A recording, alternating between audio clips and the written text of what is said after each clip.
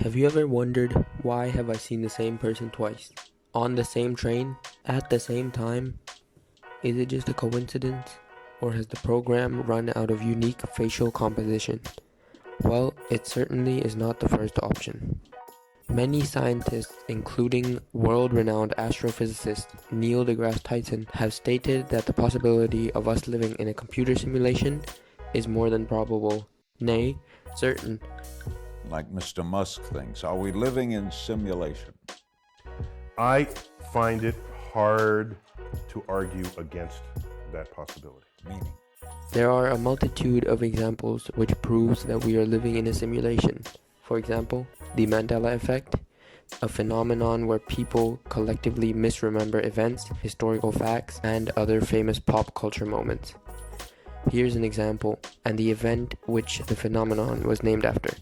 Some people claim to remember Nelson Mandela's death in the 1980s on TV.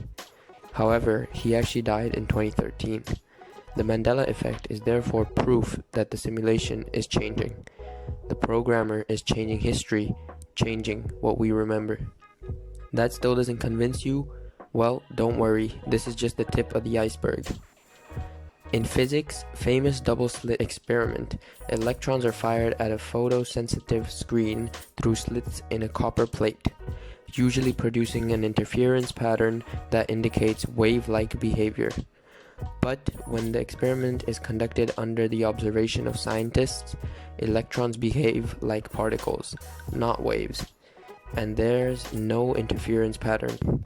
This means our simulation is conserving its resources, rendering certain things only when it knows we're looking at them.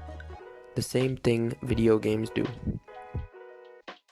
Have you ever been sitting around doing nothing, and all of a sudden you feel as if you are viewing the world through the perspective of your body, as though you yourself are not in full control of anything? This is a typical side effect of a system malfunction, and you are simply a line of code in this program. There are a plethora of other examples. Just make a quick web search and boom, you can see what we see. Now you may think this is baloney, but even baloney is artificial. How can the universe be free if even the universe has rules to follow?